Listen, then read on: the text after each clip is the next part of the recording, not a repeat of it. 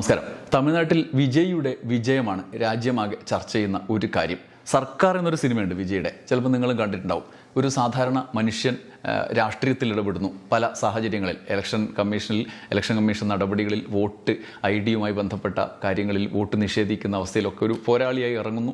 പിന്നീട് അദ്ദേഹത്തിന് മുഖ്യമന്ത്രിയാവാൻ വരെ കഴിയുന്നു. അദ്ദേഹം ആ സിനിമയിൽ വിജയൻ്റെ കഥാപാത്രം മുഖ്യമന്ത്രി ആവുന്നില്ല, പകരം വേറൊരാളെയാണ് മുഖ്യമന്ത്രിയാക്കുന്നത്. ഒരു IAS മറ്റാണ്, കലക്ടറെ മറ്റും പിടിച്ച് മുഖ്യമന്ത്രിയാക്കിയാണ്. അങ്ങനെ ഒരു സിനിമയാണത്. അതായത് അസാധാരണമായതാണ് എന്ന് സിനിമയിൽ നമ്മൾ കണ്ടതാണ്. അപ്പോൾ അതുകൊണ്ടുകൂടിയായിരിക്കും അയാൾ തന്നെ മുഖ്യമന്ത്രിയാവുന്നത് ഒട്ടും വിശ്വസിക്കില്ല എന്ന് പറഞ്ഞ് വേറൊരാളെ പിടിച്ച് മുഖ്യമന്ത്രിയാക്കുന്നത് ഭാവനയുടെ ഒരു പ്രശ്നമാണ്.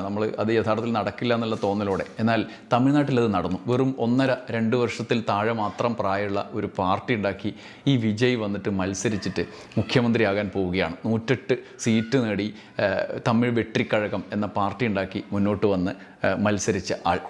ഈ ഘട്ടത്തിലാണ് നമ്മൾ നിൽക്കുന്നത്. വിജയ് മുഖ്യമന്ത്രി ആവുമോ? വിജയ്ക്ക് ചില സീറ്റുകളുടെ കുറവുണ്ട്. എന്താണ് സ്ഥിതി? നമുക്ക് നോക്കാം.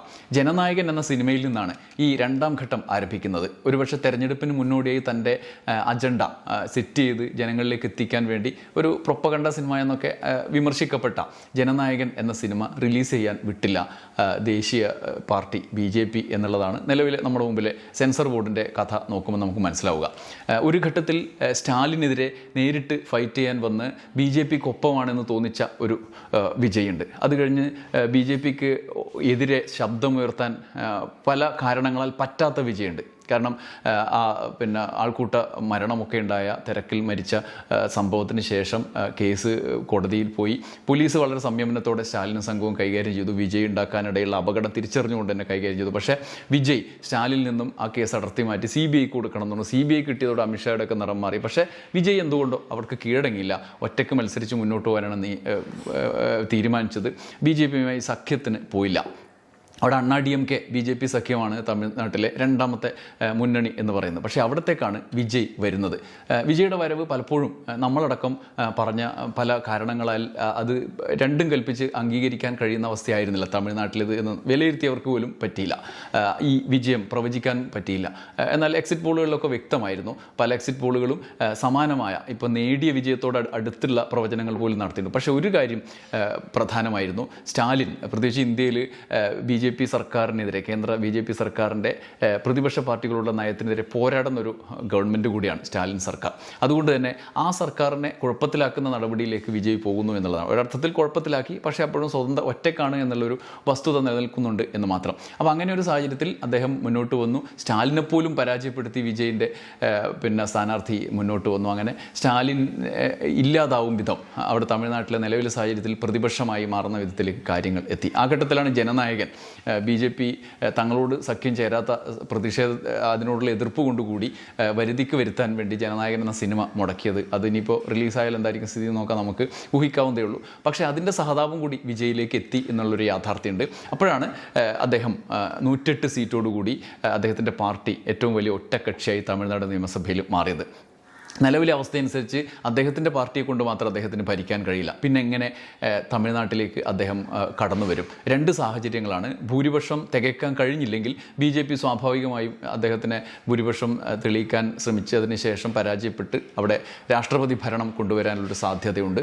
മാത്രമല്ല, നാമമാത്രമായ സീറ്റുകളാണ് അദ്ദേഹത്തിന് വേണ്ടത് എന്നുള്ളതാണ്. 10 സീറ്റിൻ്റെ കുറവാണ് അദ്ദേഹത്തിനുള്ളത്, അല്ലെങ്കിൽ TVKക്ക് ഉള്ളത്. ഈ സാഹചര്യത്തിൽ 234 MLAമാരാണ് തമിഴ്നാട്ടിലുള്ളത്. 118 പിന്തുണ വേണം, 118 പേരുടെ പിന്തുണ വേണം.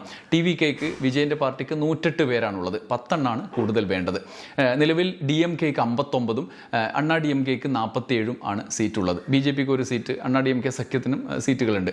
പക്ഷേ കരുത്തനായ നേതാവായി സർക്കാർ ഉണ്ടാക്കാൻ പാകത്തിൽ നിൽക്കുന്നുണ്ട്. പക്ഷേ ഭൂരിപക്ഷമില്ല എന്നുള്ളതാണ്. അപ്പോൾ ഭൂരിപക്ഷം എങ്ങനെ ഉണ്ടാക്കാം എന്നുള്ളതാണ്. DMK സഖ്യത്തിൽ വലിയ കക്ഷി DMK ആണെങ്കിലും ചെറു കക്ഷികളുണ്ട്. ഇപ്പോൾ കോൺഗ്രസ് DMK സഖ്യത്തിൽ മത്സരിച്ചതാണ്, 5 സീറ്റുണ്ട്. ഒപ്പം CPM അടക്കമുള്ള ഇടത് പാർട്ടികൾ, CPI, CPM, പിന്നെ മുസ്ലിം ലീഗ്, VCK അടക്കം 2 വീതം സീറ്റ്, അങ്ങനെ അവർക്കും 8 സീറ്റുണ്ട്. ഇതാണ് DMK സഖ്യത്തിലുള്ളത്. ഒരു കാര്യമുള്ളത് ഇപ്പോൾ ഇന്ന് KC വേണുഗോപാൽ പറഞ്ഞത് പ്രകാരമാണെങ്കിൽ BJP അവിടെ നിന്ന് മുതലെടുക്കുന്നത് തടയാൻ വേണ്ടി കോൺഗ്രസോ അല്ലെങ്കിൽ അത്തരത്തിലുള്ള പാർട്ടികളോ ഇദ്ദേഹത്തിന് വിജയ്ക്ക് പിന്തുണ കൊടുത്താലും അതിശയിക്കാനില്ല എന്നുള്ളതാണ് ഒരു വസ്തുത.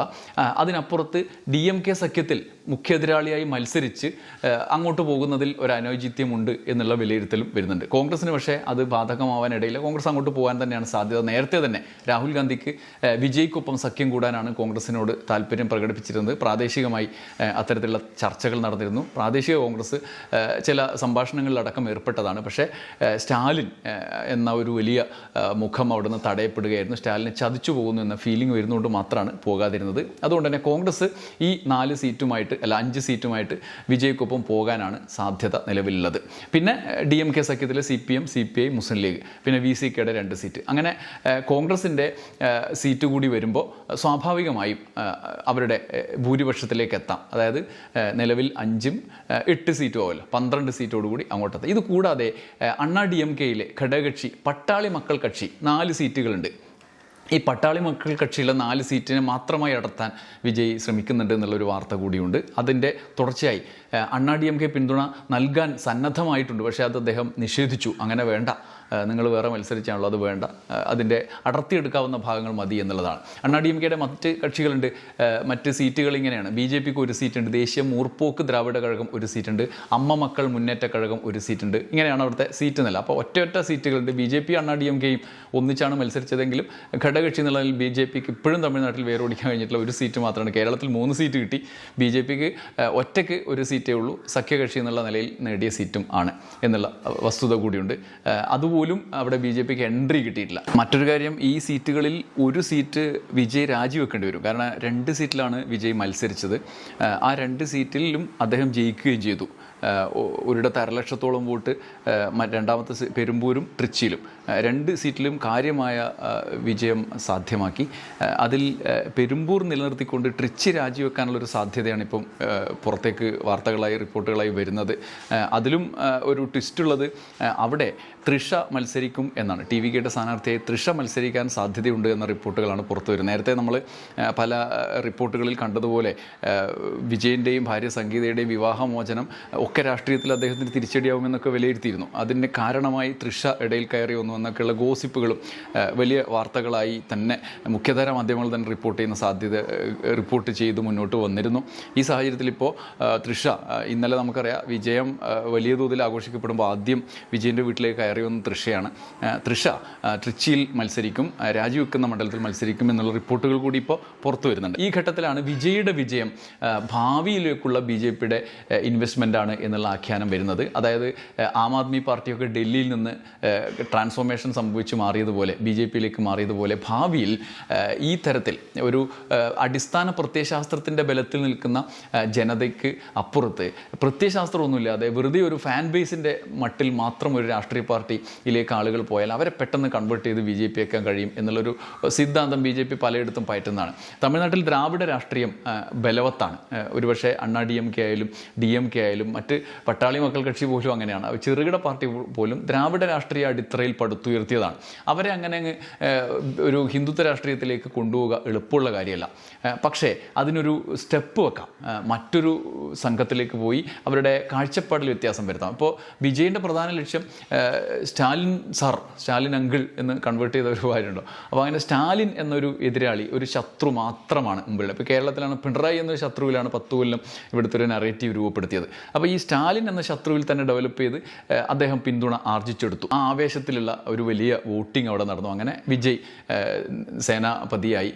ഇനി അവർ ഭരണത്തിലേറ്റാലും 1-2 കൊല്ലം കഴിയുമ്പോൾ അവർക്ക് അവരുടെ ആഗ്രഹങ്ങളിലേക്ക് നാട്ടുകാർ പോകും. അപ്പോൾ ഉണ്ടാകുന്ന പ്രതിസന്ധി ഉണ്ട്. അപ്പോൾ വീണ്ടും തിരിച്ച് പഴയ ദ്രാവിഡ പ്രത്യയശാസ്ത്രത്തിലേക്ക് പോകുന്നതിനപ്പുറത്ത് അവിടെ ഇരുകൈയുമായി നമ്മുടെ മോദിയുടെ സംഘം അവിടെ തയ്യാറായിട്ടുണ്ടാകും. അത്തരത്തിലുള്ള കൺവേർഷൻ അവിടെ നടക്കും. സ്വാഭാവികമായും അത് അണികൾ ഒന്നിച്ച് പോകുന്നതിനപ്പുറത്ത് വിജയ് വിജയിൻ്റെ ഈ ഫാൻ ബേസിൽ മാത്രം പോകുന്ന പിന്നെ സംഘടനാ സംവിധാനം അതിനകത്ത് പ്രവർത്തിക്കുന്ന ആളുകൾക്കൊക്കെ അങ്ങനെ പോകാനുള്ള മാനസികാവസ്ഥ ഉണ്ടായേക്കും, അതിനുള്ള ഒരു പ്രത്യയശാസ്ത്ര ഭദ്രത അവർക്കുള്ളൂ എന്നുള്ള വിലയിരുത്തലുകളാണ് വരുന്നത്.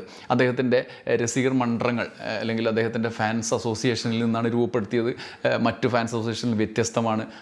വിജയൻ്റെ ഫാൻസ് അസോസിയേഷൻ വർഷങ്ങളായിട്ട് അവിടെ ജനക്ഷേമ പ്രവർത്തനങ്ങൾ നടത്തുന്നുണ്ട്, ചോറ് വിതരണം നടത്തുന്നത്, ഇതൊക്കെ ശരിയാണ്. പക്ഷേ ഈ പാർട്ടി ഇങ്ങനെ ഭരണത്തിലേക്ക് എത്തിയത് അസ്വാഭാവികമായല്ല. നീണ്ട ദശകങ്ങളായി അദ്ദേഹം സിനിമയിൽ വന്ന് ഹീറോയിസം കാണിക്കാൻ തുടങ്ങിയ കാലം മുതൽ പ്രവർത്തനത്തിൽ ഏർപ്പെട്ടിട്ടുണ്ട്, വലിയ പൈസ ഇൻവെസ്റ്റ് ചെയ്തിട്ടുണ്ട്, അതൊക്കെ ഉള്ള സത്യമാണ്.